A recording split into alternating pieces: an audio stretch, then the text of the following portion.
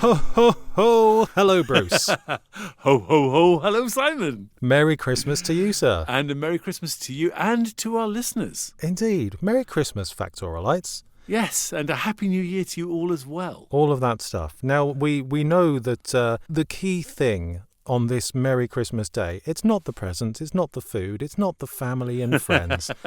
It's making the time to listen to an episode of Factoraly. Well, what else are you going to do? But yeah. No other plans for the day, have we? Well, you can also listen to this on Boxing Day, I guess. You could listen to it every day of the 12 days of Christmas on repeat if you wanted to. Except we did that already, didn't we? Yes, we did. So if you go back, I'll put a link in the show notes to all of our other 12 Days of Christmas Factoraly episodes, Yes. which were all, I think, about 12 minutes long. The little mini episodes that throw our numbering system completely out of whack. Those are the ones. But we did them once. Christmas hasn't changed. Nope. So just listen to those again. I guess before you do that, how would you like to listen to something about jam? I can't think of anything more suitable for Christmas Day, Bruce. Is jam a Christmassy thing? I don't think it is it? I can't think of a single piece of Christmas food or paraphernalia that has anything to do with jam. Unless you include cranberry sauce. Oh, yes. Yes. There you are. Tenuous link inserted. Yes. However, let's get on with it anyway. Let's.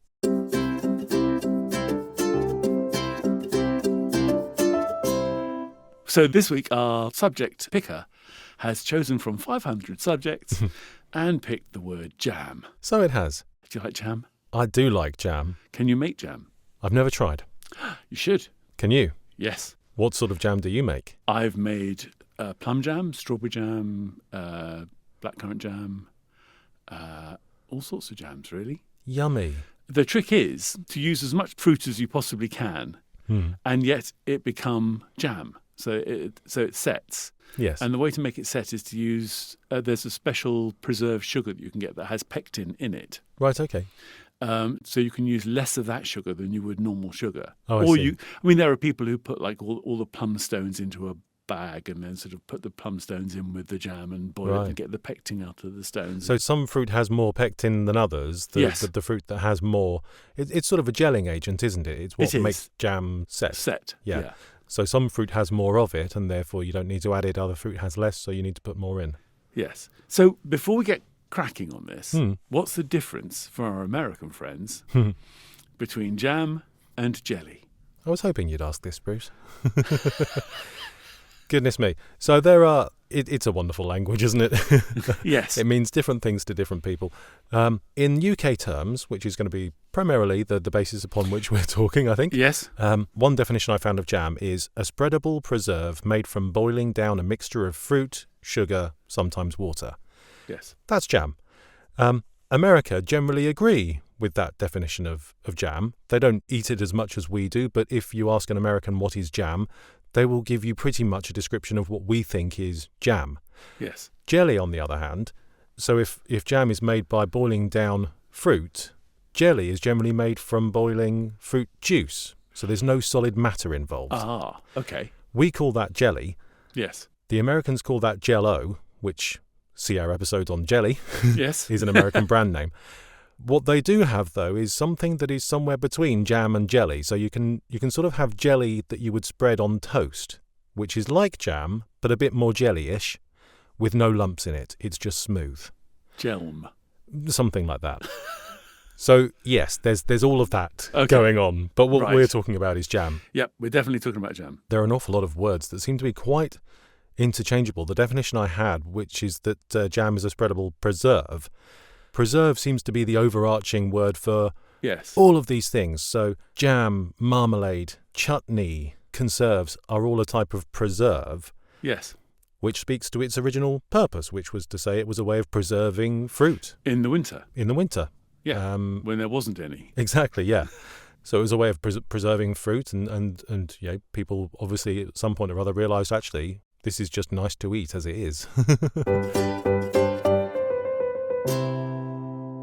So what do you call a jam that you make with oranges from Seville? Personally, well, not personally, everyone would call that marmalade. So there's a difference. Jam is jam. Yes. Marmalade is marmalade. The difference is that marmalade uses citrus fruit. That's it. If you make a jam in the same way that you would ordinarily make a strawberry or raspberry jam, but you used citrus fruit instead, and importantly used some of the shredded peel, that would automatically be called a marmalade. So it doesn't have to be orange, it could be lemon or lime. Or anything. Exactly, anything citrusy. I didn't know this. Interesting origin of the word marmalade here. So there's the fact and there's the myth, isn't there, about marmalade? Yeah, there is. Yeah. What do you know about either of those? Well, the myth I understand is all about being seasickness cure. Yes, okay. So it's mermalade. So like sea illness. Oh, like a malady? Yes. Oh, that's brilliant. Yes, so it's mermalade. So marmalade actually cured seasickness. Right. Which I know is not true. Fine. And I believe Mary Queen of Scots is often attributed as being one of the first key creators of marmalade because she had her physician make her some of that to cure her seasickness. Yes. Allegedly. The fact is, marmalade comes from a Portuguese word marmalada, which was originally a quince jam in the 15th century because the Portuguese word for a quince was a marmelo, which comes from the Greek melamion, meaning honey apple. Oh, okay. Honey apple. Honey apple was the old Greek name for a quince, apparently. Okay, fair enough. So yeah, Mary Queen of Scots or not, I don't know, but that's where it came from. Interesting. Okay, I'll buy that.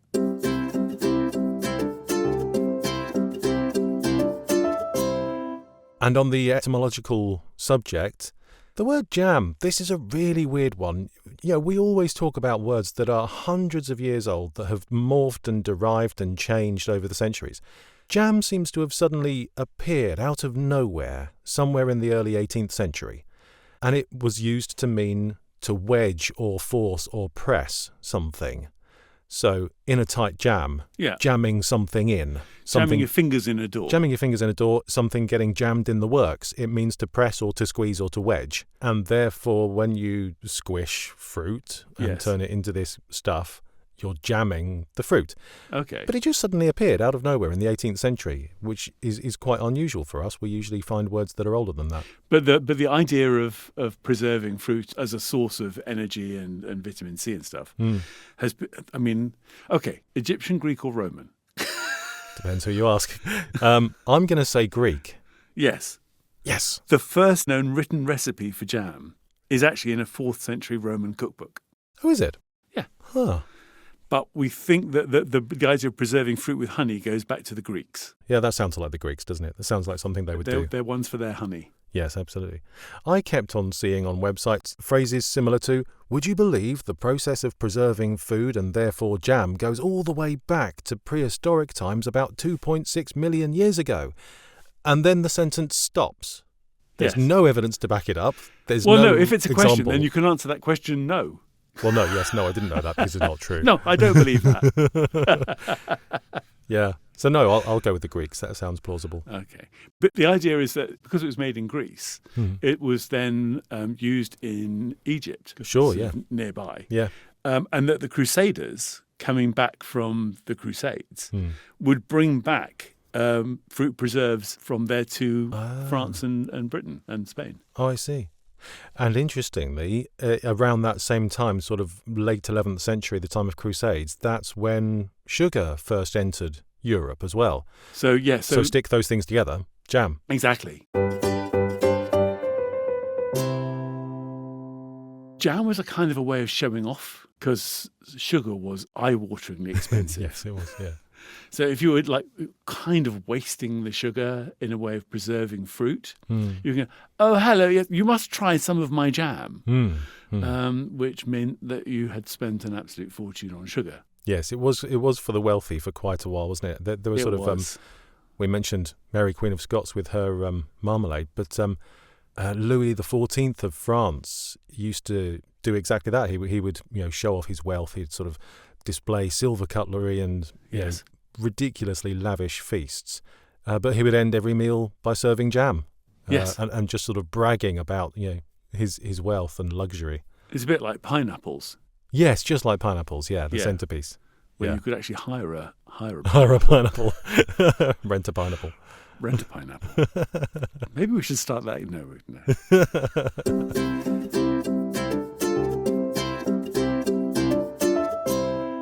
It's been used as a way of capturing energy for a while. I mean, it was taken by Captain Scott of the Antarctic fame as a high source of energy. Right. For not much weight, not much space, for a lot of energy. So you get the sugar. I mean, you burn through calories on those things. Yeah, of course. So fast.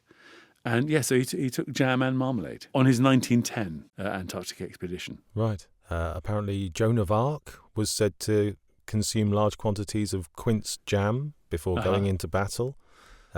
Something I didn't know. I've never heard this phrase before. It was written as if it was absolutely, standard. But Napoleon Bonaparte is known as the father of canning. Yes. I didn't know this. Yes. Apparently, he was looking for a way to preserve food and make it portable and long-lasting for his troops in battle. And he got some inventor called Nicolas Appert to find a way of sort of potting these preserved foods. And he sort of came up with cans. Yes. One of those was jam. Jam in a can. Jam in a can. I used to have jam in a can at school. We Did used you? to have these enormous, great sort of, I don't know, maybe 2-litre cans of jam, opening the lid, and then you'd scoop out vast quantities. I mean, when you're talking about young boys, they need a lot of energy. Yes, so of course. We get through loads of these things. Yeah. It was probably absolutely terrible for us, but... But that was your jam. Exactly, quite. Apart from when you get older, obviously, then you can make a drink called gin and jam, where you actually mix gin with jam, and it's quite nice. Oh, can you now? I've never heard of that. That sounds interesting. Jam can be quite good for you.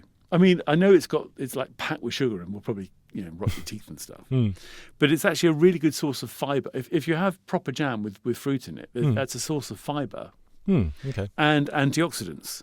Ah, So they help with sort of weight management and heart disease. right, okay. I wonder if that good is counteracted by the massive amounts of sugar. Oh, I'm sure it is.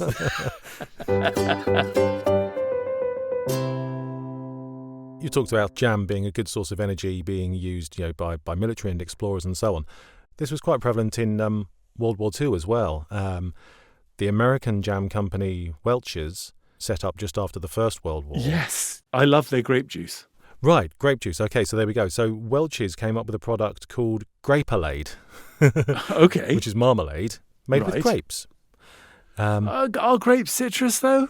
No, I refute the fact that it should be grape jam, but yes, we'll ignore that. Okay. They came up with that, and their entire inventory was bought up by the US Army and shipped to troops during the war as a source of sugary sustenance for them. I guess also taste of home, a bit like the way Coca-Cola did the same thing. Yeah, exactly, yeah. Wow. And then Welch's launched their Concord grape jelly, which is the still spreadable stuff but without the chunks. Yep. Which is still available today. So it's been used for military troops for ages. And then you get one of the most quintessentially stereotypically English practices of the Women's Institute making jam. Jam in Jerusalem. Doesn't get much more English, does it, than this? So during World War II, massive impact of shortages and rationing and so on and so on. The members of the Women's Institute were given a government grant of £1,400. Doesn't sound a lot now, but was a lot back then. Yes. To buy sugar specifically for the purposes of making jam, either for use at home or to send to the troops. At home, it was used to conserve fruit in order to make it last longer, in order to sort of help them through the rationing period. I think that the government supported it because it was an idea, the idea was to give the working classes a source of vitamin C and fruit. Yeah, absolutely. And they were really prolific. Between 1940 and 1945, over 5,500 tons of fruit were preserved and turned into 1,600 tons of jam. Wow. It's a lot Explains of jam. why we needed the convoys to come over with the sugar. Well, yes, it does, doesn't it? Looking at that list of different things that seem almost interchangeable and confusing in terms of which is what is which, I looked at chutney. There are more and more food shops that sell these vast rows of jams and chutneys and pickles and things. And I've seen things like chili jam, but apple chutney. Oh, okay. I associate chutney as being savoury and jam as being sweet. Yes. But I've seen jars that sort of state the opposite. And I'm pretty sure I've come to the conclusion it's all just branding, really. It's the same thing with a different name. Yeah. Chutney is generally accepted as being a savoury dish using vinegar, so it's a bit more acidic. But I've consumed chili jam, and I can kind of understand it. So technically, do you remember our episode that we did where we talked about what's a fruit and what's not a fruit? Oh, we've gone there several times. Yes. So if you made tomato chutney, right, should that technically be tomato jam? Some say yes. So such a thing does exist. You can. Does it? Yeah. So you know that old adage of knowledge is knowing that a tomato is a fruit. Wisdom is not putting it in a fruit salad. Exactly. It's similar to that. Yes, you can make tomato jam, but it's usually savoury, and therefore you would eat it as a chutney. But if you called it tomato chutney, not a problem. No.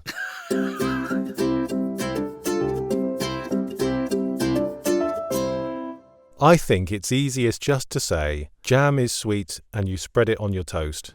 Yes. Chutney is savoury and you put it on the side of a main course. You say toast. Or bread. Or scones. Or is it scones? Or is it scones? And is it first or after the cream? Right. Okay. As I understand, it's a question whether you live in Devon or Cornwall, whether you put the jam on first or second. Yes, it is. And I can never remember which way round it is. Okay, so I've had this drummed into me a few times by friends who live in the West Country. The Devon way of doing it, which I personally believe is the correct way of doing it, is... Jam on first. No, it's the other way around. Right. Oh dear, conflict. So with Devon, you go scone, cream, jam. Yes. In Cornwall, you go scone, jam, cream. Okay. I go the Devon way. Yes. What do you do? So if you believe that cream is a form of milk, which is a type of butter, and therefore should go on first. Yes, okay. And then the jam is like a little dollop of jam that you put on as a flavouring on the top. Exactly, and that's fine. If, however, you believe that jam is the base, and that the cream is like a little topping of cream, then the cream should go on second. I believe that the cream is like butter and the jam is like a little dollop of deliciousness that goes on top of it. I agree. I think you need more cream and less jam. I think the flavour of and sort of the potential tartness of the jam, depending on what jam you're having, you don't need so much of it, and therefore it makes sense for it to go on top as a little blob. Yes. So good. I think we both go the Devon way. I did a little bit of research into cream teas whilst we're here. Okay. Not that this is an episode about cream or tea, but it fits nicely into the wheelhouse, doesn't it? Devon and Cornwall have been arguing for a very long time as to which is the proper way of doing it and who owns the rights and all this sort of stuff. It seems that Devon has a pretty good case to say they invented the thing, so they can do it however they like. Okay, so it's a Devon cream tea. Yeah. And this goes back to the 11th century. They didn't actually use scones at first, they used bread, but it sort of seems to be this is our base level. Tavistock Abbey was ruined by a Viking raid in the 10th century. See our episode on Vikings. The workers who came to fix the abbey were kind of given provisions and food and sustenance by the monks, and they served them homemade bread with homemade clotted cream and homemade jam in that order. Oh, okay. And that became a popular snack for passers-by. Travellers who were going past the abbey would come and partake. And then obviously it became more and more popular around the 19th century with rail travel and tourism flourishing in the southwest of England. And it became more and more popular. Eventually scones were used instead of bread. Cups of tea were served on the side. Ta-da, cream tea. So I think the Devon way is oldest and more authentic and personally preferable. Yes, fair enough. Sorry, Cornwall. Well. Not that sorry. Sorry, not sorry. Yours are nice as well. I mean, Do you know how I sometimes go off on tangents on these things? You, Bruce, tangents? Never. Go on, what have you got? I've got 3 different sorts of jam. Oh, goody. Shall we start off with phantom jams? Oh, yes, let's. Phantom jams are very interesting, and because of my interest in cars, I think phantom jams are absolutely fascinating. So a phantom jam is a traffic jam caused by somebody doing something stupid. Right. braking suddenly or changing lanes for no apparent reason, or just rubbernecking and something on the other side of the carriageway and slowing down. And this has like a domino effect, and not just but it actually slows down more and more and more the traffic after you. And so a phantom jam is a jam that isn't caused by anything. Wow. It's just caused by somebody doing something stupid. And it can cause like quite a long traffic jam that you get to the front of and you go, what was that about? Yes. And there's nothing there. There's no accident to look at. There's nothing at all. And I've seen aerial images of these things, and yeah, you're sort of looking along the stretch of a motorway, and there's just a little quarter of a mile cluster where all the cars are squished together because of something that happened an hour ago. It lingers. It's sometimes called SWAT. SWAT? Sheer weight of traffic. Oh, okay, right, yeah. And I wasn't able to find too many stats for the UK, but in the US, the average commuter spends 40 hours a year in traffic jams. That's a whole working week just sitting in a traffic jam. Oh my god, per year? Per year. Wow. Well, that's a much less pleasant type of jam. It is. And there have been some pretty bad traffic jams. In the UK, there was one which on the 5th of April 1985, I don't know if you remember this, it was on the news, there was a 40-mile hold-up on the M1. I mean, you would expect, in bad weather, but April? And went all the way from junction 16 to junction 18 on the M1. Goodness me. Big jam. Wow.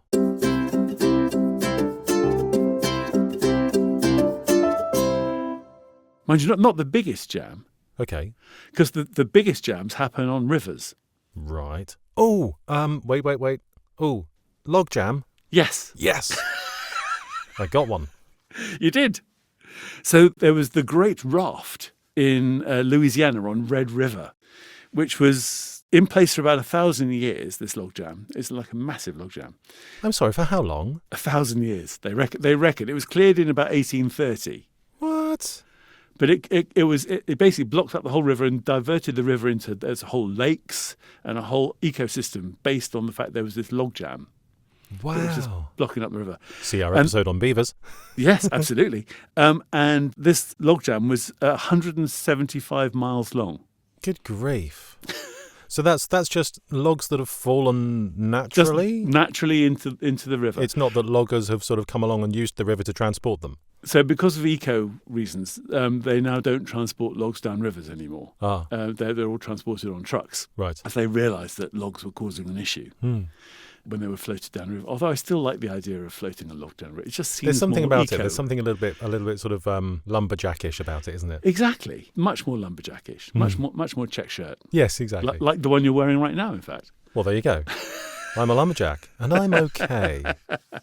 But there was one at Chippewa Falls in May 1880, and I'm not sure how long it was, but the amount of wood there was in the river amounted to 500,000 cubic meters of wood. 500,000 cubic meters. That is a lot of wood. Flippin' heck. And that was one of the reasons why they decided that there may have to be a better way of getting wood from the forest down to the mill. Wow. The Royal Albert Hall is approximately 100,000 cubic meters. Right. So 5 times that. 5 Albert Halls worth of wood. Yes. Stuck in a river. Yes. Wow. That's a lot. It's a lot. But you talked about jamming. Yes. Which brings me on to music. Of course it does. Jamming is a thing that you do in music when you're collaborating with other people. So you're sort of making stuff up as you go along. Jam sessions and things like that. Yes, it's all sort of slightly improv and feeding off each other's music. Yes. That idea of jamming has been, I mean, obviously there's things like, how does Bob Marley like his donuts? We're jamming. Thank you. So there's that. But there's also things like there was a record company called Def Jam. Oh, yes. So it's still going, Def Jam. It's now owned by Universal. Def Jam was bought by Polygram, which was then bought by Seagram. Right. You know the whiskey people? Oh, yeah. They own so much stuff you don't even realise that they own. They sort of started Universal Music. Just crazy. But Def Jam had some very big artists. They signed people like LL Cool J, Public Enemy, Rihanna, and other people which we won't mention, like Jay-Z. Right. And Kanye West. The people we won't mention. And the Beastie Boys. We won't talk about them.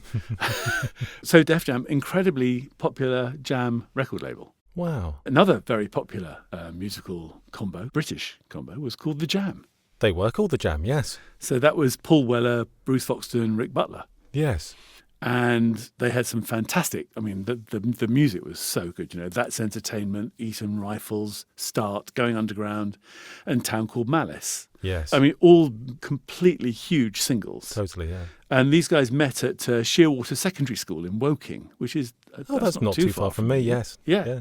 So the Jam were formed very near where Simon lives. Brilliant. I've seen Paul Weller live. What, in Woking? No, not in Woking. No, slightly more in Brixton Academy. Oh, right. Several years ago. Phenomenal performer. So much energy. Ridiculous.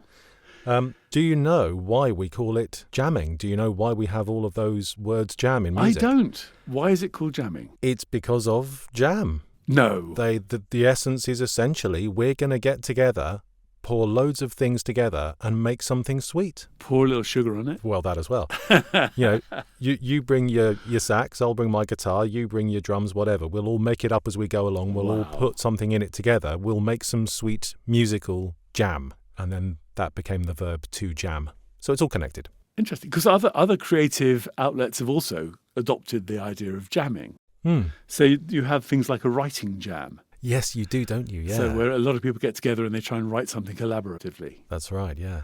And there's even an art jam as well, where lots of people try and create a piece of art. I mean, if you think about it, what do they call those blankets that you make with lots of different squares of crochet? Patchwork quilt. So a patchwork quilt is a kind of craft jam. Yeah, that's fair enough. So what are we doing here? Are we calling this a fact jam, maybe? Oh, yes. Well, it is really, isn't it? We're having a fact jam. We're jamming about facts. Might start using that.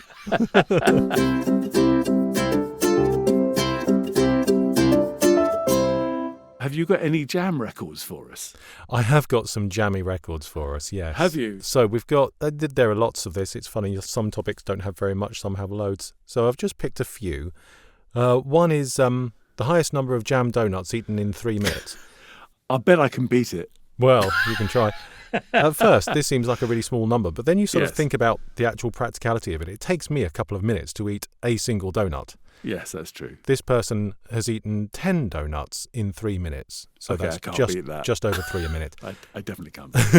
This was in 2020. We've mentioned her before. This was someone called Leah Shutkova from the UK, who's sort of a serial record-eating person. We've mentioned her a few times.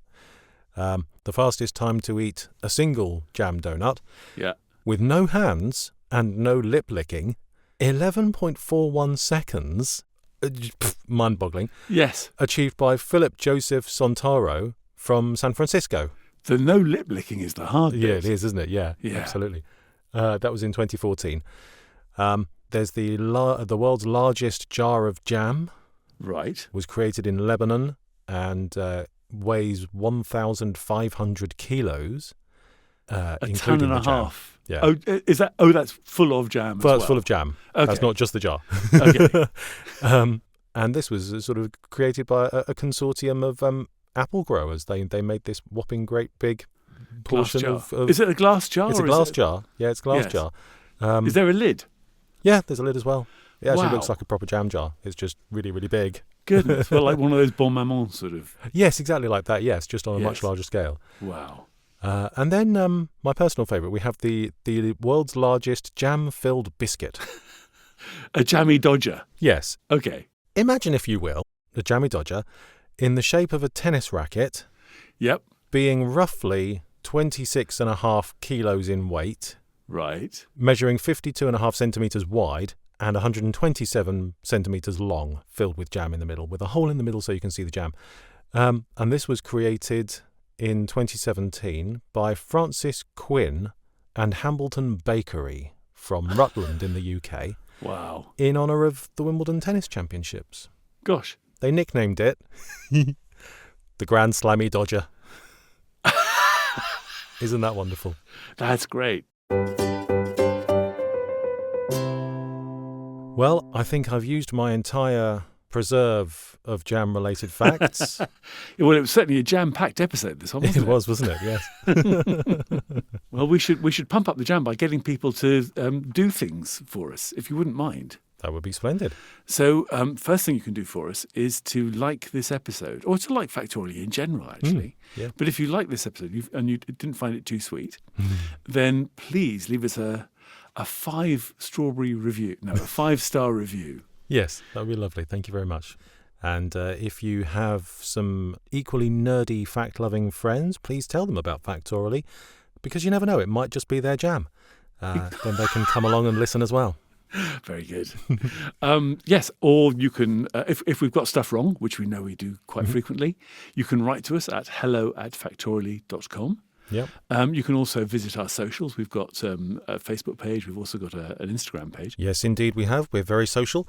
And, of course, if you hit the subscribe button, then every Thursday morning you'll get a lovely little notification saying that a new episode has landed. So, thank you all very much for coming along to listen to this particularly un-Christmassy Christmas Day episode. And please come again next time for another fun-filled factual episode of Factoraly. Merry Christmas. Joyeux Noël.